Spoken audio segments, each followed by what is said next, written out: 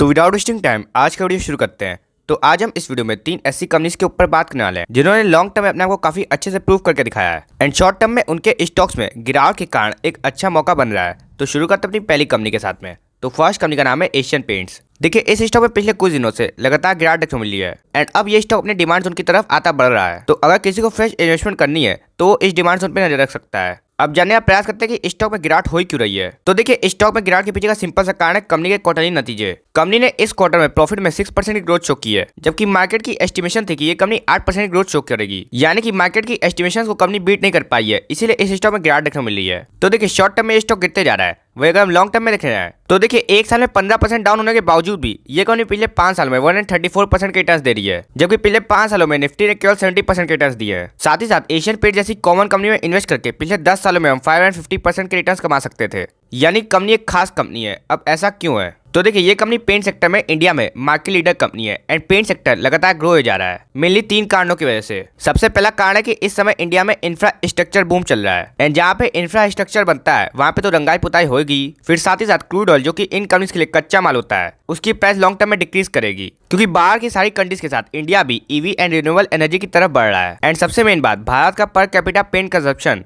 Developed countries के मुकाबले इस समय केवल 1/3 है, यानी कि यहाँ पे ग्रोथ अपॉर्चुनिटीज अभी भी काफी ज्यादा है। एंड एशियन पेंट्स में सबसे खास बात है कि इस कंपनी के सेल्स एंड प्रॉफिट में कंसिस्टेंसी के साथ काफी अच्छी ग्रोथ है। देखिए 12,000 करोड़ की सेल्स 7-8 सालों में कितनी कंसिस्टेंसी के साथ ऑलमोस्ट 3x हो गई है, यानी कि कंपनी को पता है कि हमें ग्रोथ कैसे लानी है। वही अगर हम प्रॉफिट्स भी देखें तो देखिए प्रॉफिट्स में भी कितनी अच्छी कंसिस्टेंसी है एंड केवल 8 सालों में कंपनी का प्रॉफिट भी ऑलमोस्ट 3x हो गया है। तो जब कोई कंपनी अपने प्रॉफिट को 3x करेगी तो आप पैसा भी तो 3x कम से कम मरी हालत में होना ही है। एंड अगर आप इस कंपनी में म्यूचुअल फंड्स का डेटा देखे जाएंगे तो देखिए अधिकतर म्यूचुअल फंड्स इस स्टॉक में इस समय गिरावट का फायदा उठाते जा रहे हैं। तो इस समय ये पता चलता है कि अच्छी कंपनी में एक तो पहले कम रिस्क होता है एंड जितना वो गिरते जाती है उतना हमारा रिस्क कम होते जाता है, यानी कि इस स्टॉक को इस समय अपने सपोर्ट के पास उठाने का काफी अच्छा मौका है। तो चलिए अब बढ़ते हैं अपनी दूसरी कंपनी की ओर। तो सेकंड कंपनी का नाम है रिलैक्सो। देखिए इस स्टॉक में पिछले 2 दिनों से काफी तगड़ी गिरावट देखने को मिली है, क्योंकि इस स्टॉक में सिंपली एक ब्रेकडाउन देखने को मिला है। तो अब ये स्टॉक सिंपली अपने नेक्स्ट सपोर्ट तक आटा बढ़ सकता है, जो कि सिंपली है 820 का लेवल। अब देखिए इस स्टॉक में गिरावट के पीछे की वजह क्या है। तो देखिए सबसे पहली वजह निकल के आ रही है कि सौरभ मुखर्जी ने, जो कि मार्शल्स के फंड मैनेजर है, उन्होंने इस स्टॉक से कंप्लीट एग्जिट ले ली है। एंड ये वही सौरभ मुखर्जी है जो 1 महीने कह रहे थे कि हम इस स्टॉक में अपनी होल्डिंग को बढ़ाते जा रहे हैं। तो जब इन्होंने सेल कॉल दे दी है तो जो लोग इनको फॉलो करते हैं वो भी इस स्टॉक को सेल किए जा रहे हैं, जिसकी वजह से इस स्टॉक में एक नेगेटिव सेंटीमेंट बनता दिख रहा है। वह अगर हम दूसरे और सबसे मेन ठोस कारण के ऊपर बात करने जाएं तो देखिए लॉन्ग टर्म में कंपनी की सेल्स तो अच्छे प्रतिशत के साथ ऊपर बढ़ जा रही है, लेकिन कंपनी के प्रॉफिट के साथ जज्बात बदल जा रहे हैं। क्योंकि देखिए यहाँ से यहाँ तक कंपनी के प्रॉफिट सेल से भी ऊंची रफ्तार से ऊपर भागे जा रहे थे, लेकिन यहाँ के बाद कंपनी के प्रॉफिट गिर रहे हैं जबकि सेल्स ऊपर जा रही है, यानी कि कंपनी के प्रॉफिट मार्जिन टूट रहे हैं। अब ऐसा मेनली 2 वजह से हो रहा है। एक तो सरकार ने जीएसटी बढ़ा दिया था, तब से ऐसा हो रहा है, क्योंकि ये कंपनी बेसिकली चीप सेगमेंट में कामकाज करती है एंड लोग चीप फुटवेयर्स इसीलिए खरीदते हैं क्योंकि वो सस्ते मिलते हैं। तो अगर उन्हीं का दाम बढ़ जाएगा तो हम उनको खरीदना क्यों पसंद करेंगे। साथ ही साथ प्रॉफिट में यहाँ पे डिप की वजह एक और है कि कंपनी के पास अभी हाई कॉस्ट इन्वेंट्री पड़ी हुई है एंड कंपनी का मैनेजमेंट का कहना है कि Q4 से ये प्रॉब्लम एकदम सॉल्व हो जाएगी। तो यहाँ पे स्टॉक प्राइस इसीलिए गिर रहा है क्योंकि कंपनी के प्रॉफिट्स गिर रहे हैं। तो इसीलिए यहाँ पे बाय ऑन डिप की स्ट्रेटेजी नहीं अपनानी चाहिए, क्योंकि मान लीजिए कंपनी के प्रॉफिट्स बढ़ रहे होते एंड तब स्टॉक प्राइस गिर रहा होता तो ज्यादा अच्छी अपॉर्चुनिटी होती। तो ऐसे केस में हमें केवल होल्ड करना चाहिए।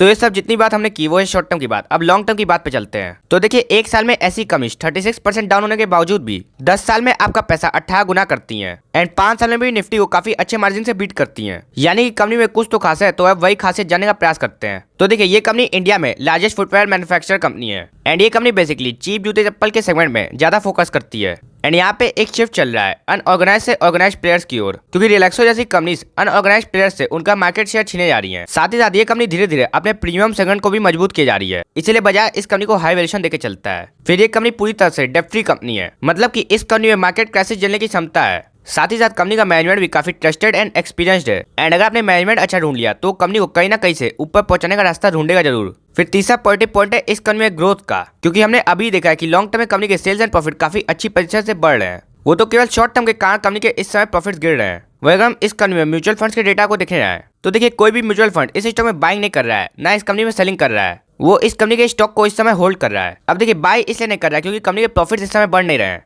यानी कि भले ही हमें स्टॉक प्राइस में डिस्काउंट देखने को मिल रहा है लेकिन कंपनी में कोई डिस्काउंट नहीं मिला है। एंड DIRs हमेशा वैल्यूएशन को देख के ही बाय करते हैं। एंड देखिए सेलिंग इसलिए नहीं कर रहे हैं क्योंकि कंपनी को सेल करने का कोई परमानेंट कारण नहीं दिख रहा है। तो ऐसे समय हमें कंपनी के स्टॉक को केवल होल्ड करना चाहिए। तो चलिए अब बढ़ते हैं अपनी तीसरी कंपनी की ओर। तो नेक्स्ट कंपनी का नाम है बजाज फाइनेंस। देखिए इस स्टॉक में भी लगातार जोरदार गिरावट देखने को मिल रही है एंड अब ये स्टॉक सिंपली अपने नेक्स्ट डिमांड जोन की तरफ बढ़ रहा है। तो अगर किसी को इस कंपनी में फ्रेश एडिंग करनी है तो इस डिमांड जोन पे नजर रखे, क्योंकि यह कंपनी एक हाई बीटा कंपनी है। मतलब कि इस कंपनी में 35-40% की गिरावट काफी मामूली बात है, लेकिन जब ये कंपनी रिटर्न देने पे आती है तो बड़ी कंपनीज को भी फेल कर देती है।